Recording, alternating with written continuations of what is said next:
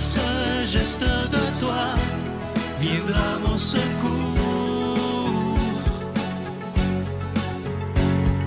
Viens semer dans mon âme le grain de l'amour. Je traverse un désert et je meurs de soif. Montre-moi le mystère qui garde la foi. Bon mardi, bienvenue à votre émission de La Victoire de l'amour. J'espère que vous allez bien cette semaine de la solidarité. Si vous avez écouté hier, je sollicite votre aide parce qu'avec la menace de grève des postes, c'est terrible pour La Victoire de l'amour. Je vous le dis, ça pourrait même être fatal, comme je vous disais hier. Alors, je vous rappelle que nos bureaux sont ouverts pour recevoir vos dons dès ce matin à 5h30 jusqu'à 5h cet après-midi. Je vous remercie de tout mon cœur de ce que vous faites, parce qu'on en a vraiment, mais vraiment besoin de vous à cause de cette menace de grève des postes. Aujourd'hui, on rejoint notre ami Luc Faneuf et pour l'Homélie, quelqu'un qu'on aime tellement, le Père Gauthier. Si vous l'aviez vu au 30e, quand il a fait du rap, c'était spectaculaire.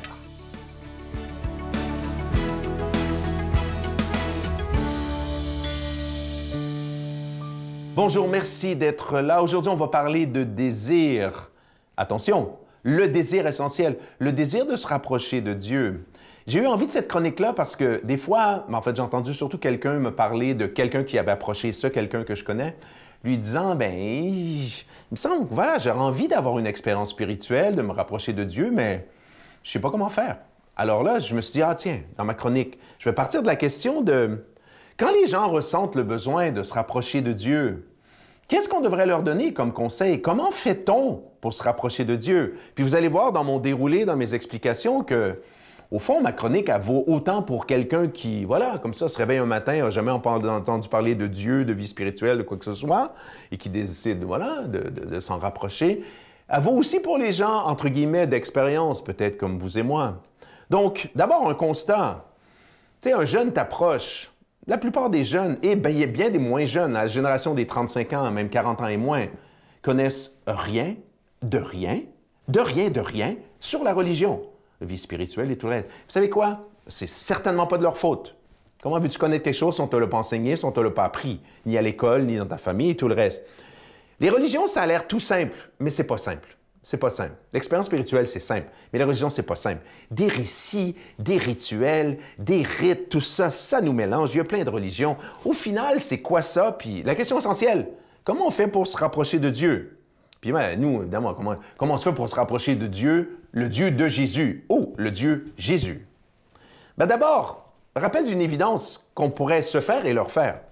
La rencontre de Dieu se fait, oui, peut-être au Carrefour en Grignon, peut-être dans un match du Canadien de Montréal, mais d'abord et avant tout, c'est pas pour rien que les moines et les moniales et les gens qui sont les super athlètes de la relation à Dieu s'enferment dans des monastères, qui sont des lieux très silencieux et très en retrait. Tu veux prier Dieu? Silence! Enferme-toi quelque part. Et là, attention, là, il faut y croire. Rentre dedans de toi. Il faut que tu fasses un acte de foi. Ça veut dire qu'il faut que tu acceptes que oui, Dieu est là. Dieu est là au-dedans. Pas nécessairement dans ma chambre, non, dedans. Et l'environnement de calme. Et là, qu'est-ce que je fais? Parle à Dieu. C'est ça la définition de la prière. Parler à Dieu. Comme à un ami dont on se sait aimer. Un ami qui nous aime. Ça, c'est la définition de Thérèse d'Avila de la prière. Tu parles à Dieu comme cela. Et là, messieurs, dames, si Dieu existe, il va se passer quelque chose. Pas nécessairement des feux d'artifice. Il va se passer quelque chose peut-être pendant le moment de la prière, mais je vous garantis, après la prière. Là, il y a des trucs qui vont se passer, des drôles de hasard. Vous allez sentir la présence de Dieu. Donc d'abord, tout simple. Qu'est-ce qu'on dit à Dieu? Merci. Pour la vie, pour le beau, le bien, le vrai. Pardon. On fait des demandes pour soi, pour les autres.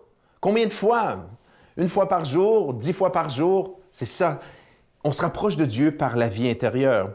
On se rapproche de Dieu aussi parce que si on veut prier plus souvent, plus longtemps, vous allez remarquer, toutes les religions ont des livres sacrés. Le livre sacré entre tous, qui est la nourriture, les bûches qu'on jette dans le feu de notre amour. Jetez pas vos Bibles au feu, c'est une image. C'est la lecture du Nouveau Testament, la lecture des vies de Jésus. Donc, lisez la vie de Jésus. Des petits passages. Il y a des trucs sur Internet. Des fois, je le fais dans le métro, je le fais presque à une lumière rouge.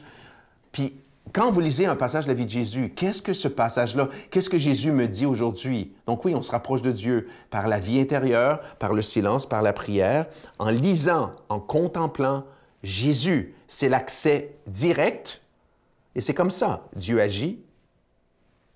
Bonne journée. Notre Père qui es aux cieux, que ton nom soit sanctifié, que ton règne vienne, que ta volonté soit faite sur la terre comme au ciel. Donne-nous aujourd'hui notre pain de ce jour. Pardonne-nous nos offenses, comme nous pardonnons aussi à ceux qui nous ont offensés. Et ne nous laisse pas entrer en tentation, mais délivre-nous du mal, car c'est à toi qu'appartiennent le règne, la puissance et la gloire pour les siècles des siècles. Amen. Je continuerai à croire, même si tout le monde perd espoir. Je continuerai à aimer, même si les autres parlent de haine. Je continuerai à construire, même si les autres détruisent. Je continuerai à parler de paix, même au milieu d'une guerre. Je dessinerai des sourires sur des visages en larmes et je tendrai les bras à ceux qui se sentent épuisés. Oui, je continuerai à croire. Je suis tellement content de vous parler de ce magnifique cadeau du mois de juin. Il s'agit d'une belle exclusivité de la Victoire de l'amour. Vous allez le voir à l'écran. C'est ce magnifique pendentif du cœur immaculé de Marie. Vous voyez à l'écran présentement, c'est en acier inoxydable, donc ça ne ternira pas. C'est orné de petits zircons, ça inclut la chaîne. Et je vous rappelle que ce bijou, il est déjà béni. Ça se donne très, très bien en cadeau. Alors, je vous rappelle qu'avec un don de 25 $, vous en recevrez un. Et avec un don de 40 $, vous recevrez 2 cadeaux. Évidemment, je veux prendre le temps de vous remercier de tout cœur parce que sans vous, cette émission-là n'existerait pas depuis plus de 30 ans maintenant et je veux prendre le temps d'être dans la plus grande des gratitudes et j'espère qu'ensemble, on sera là encore pour des dizaines et des dizaines d'années. Je vous rappelle évidemment que vous recevrez un reçu pour fin d'impôt et je vous rappelle pour ceux qui écoutent peut-être pour la première fois pourquoi je dois vous demander des dons, mais c'est qu'on doit payer pour être à la télévision, que ce soit pour la production et la diffusion, mais ce qui est extraordinaire, c'est que des milliers de personnes se sont donné la main, serré les coudes afin qu'on puisse faire ces émissions. Alors, voici comment vous procurer ce cadeau. Par la poste à la Victoire de l'amour, casier postal 120, succursale Boucherville à Boucherville, le J4B 5E6, ou par téléphone, par carte de crédit, du lundi au jeudi, de 8h à 17h, au 514-523-4433, ou à notre numéro sans frais, le 1-888-811-9291. Également sur notre site Internet, le www.lavictoiredelamour.org. Avec votre don, vous recevrez aussi un reçu pour fin d'impôt. Merci de donner des mains à la Providence. Merci d'investir dans votre foi.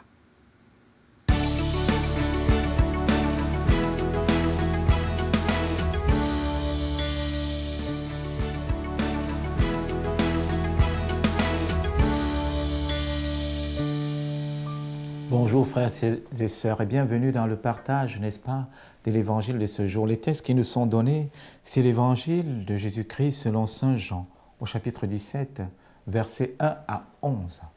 Et dans cet évangile, nous voyons Jésus qui fait la suprême prière, la prière de l'unité des chrétiens. Mais dans ces 11 premiers versets, Jésus parle de quelque chose d'extraordinaire. Il nous dévoile que la vie chrétienne peut se résumer en 2 mots, le don de soi et l'amour des autres. Le don de soi parce qu'on se donne aux autres. Et l'amour des autres qui est l'amour de Dieu et de son prochain, bien sûr. Et là, il prie. Il dit, oui, Père, je te les fais connaître. Ils sont à moi, mais je viens vers toi. Protège-les. Et alors le Seigneur, dans sa bonté, dans sa grandeur, c'est qu'il s'en va vers le Père. Il demande à Dieu de nous protéger et de nous garder unis. Et frères et sœurs, c'est important de se poser cette question. Que signifie pour Dieu reconnaître l'œuvre du Père en nous? Que signifie pour Jésus reconnaître que lui, il est du Père à travers les œuvres? Il le dit. À travers les œuvres, ils ont reconnu que je viens de toi. Alors peut-être pour nos chrétiens, c'est à travers nos œuvres qu'on va reconnaître que nous venons de Jésus. Vous savez, frères et sœurs, parfois on se pose cette question, qu'est-ce qu'il faut faire comme chrétien? Et j'aime souvent dire, n'est-ce pas, Jésus ne nous a pas envoyé faire des gros discours. Jésus ne nous a pas envoyé, n'est-ce pas, faire de grandes choses. Il nous a simplement demandé de nous aimer les uns les autres. Et c'est à travers cet amour qu'on reconnaîtra que nous sommes ses disciples. Alors le chrétien ou la chrétienne, c'est d'abord un homme d'amour. Un homme qui vit d'amour et qui donne de l'amour. Mais attention, ça ne veut pas dire un homme ou une femme mièvre. Hein. Ou alors, comme j'aime souvent dire, n'est-ce pas aux jeunes, un homme ou une femme jello. C'est-à-dire qui prend la forme du récipient qu'on lui donne. Non, non, non. Le chrétien ou la chrétienne, c'est un homme et une femme droits, qui peut tenir parole, mais sa parole n'est pas d'abord une parole, n'est-ce pas, vindicative, n'est pas d'abord une parole qui est là pour faire la morale, n'est pas d'abord une parole qui est là pour diviser, mais c'est une parole qui unit les uns et les autres, mais qui unit aussi à Dieu. Alors demandons cette grâce aujourd'hui, frères et sœurs, de manière extraordinaire. Demandons au Seigneur Jésus-Christ, dans cette péricope de l'Évangile, tu as voulu montrer que toute ta mission, c'était de nous dévoiler le Père qui est amour et le Père qui est lumière. Que nous aussi, nous qui sommes restés, nous qui sommes chrétiens, que cela devienne notre mission. Qu'à travers les rencontres que nous faisons dans nos familles, qui plus est, nous sommes dans le mois de juin, le soleil, l'été revient, et c'est la vie, la joie. Nous allons vivre des célébrations, des fêtes et tout ce temps-là. Que nous, chrétiens, nous soyons ceux-là qui mettront plus de joie dans le cœur des personnes. Pas simplement une joie éphémère, mais une joie bien enracinée pour leur faire comprendre qu'ils ont du prix à tes yeux, qu'ils ont du prix à te regarder, qu'ils ont du prix à rencontrer Jésus-Christ. Mais permettez-moi, frères et sœurs, n'est-ce pas, de lire aussi cette parole de Jésus au verset 6 qui est magnifique. « J'ai manifesté ton nom aux hommes que tu as pris dans le monde pour me le donner. Ils étaient à toi et tu me les as donnés. Ils ont gardé ta parole. » Le chrétien, c'est celui qui est pris dans le monde pour garder la parole de Dieu. Mais quelle est la parole de Dieu? Jésus nous dit, ma parole est vérité, ma parole est amour. Et donc le chrétien et la chrétienne, c'est quelqu'un qui dans ce corps, dans cet être fragile, comme le dit saint Paul, garde la parole de Dieu, ce trésor incroyable. Et pourquoi saint Paul nous dira, n'est-ce pas, ce trésor, nous le gardons dans les vases fragiles que nous sommes. Mais dans les vases fragiles que nous sommes, c'est-à-dire vous et moi, parce que parfois nous allons nous énerver, parfois nous allons blesser les autres. Mais n'oublions pas que derrière ces échappées de notre vie quotidienne, nous gardons ce trésor incroyable qui est la parole de Dieu. Or, la parole de Dieu, nous pouvons la résumer de manière extraordinaire. Dieu a tant aimé le monde qu'il a donné son Fils unique, non pas pour juger le monde ou le condamner, mais pour que par lui le monde soit sauvé. En d'autres termes, frères et sœurs, comme chrétiens, nous devons faire connaître au monde l'amour de Jésus, l'amour miséricordieux de Dieu. Et donc, cela, nous pouvons le résumer par deux expressions. Le don de soi, c'est-à-dire qu'à travers ma présence, dans n'importe quel milieu, que les gens redécouvrent l'amour de Dieu et l'amour de Dieu et du prochain.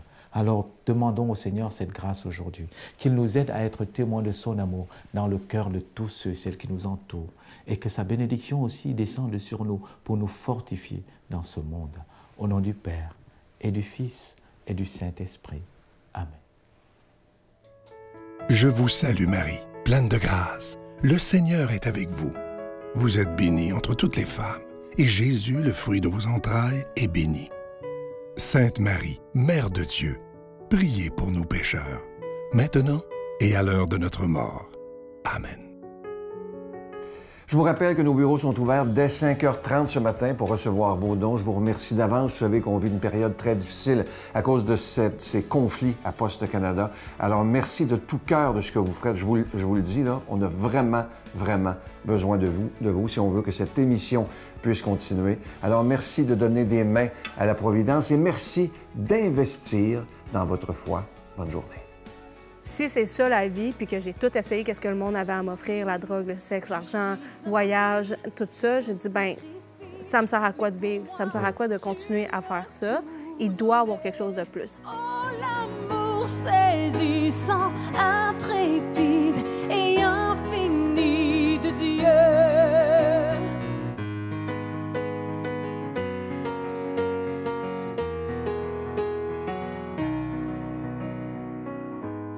Je te résistais, ta grâce a triomphé.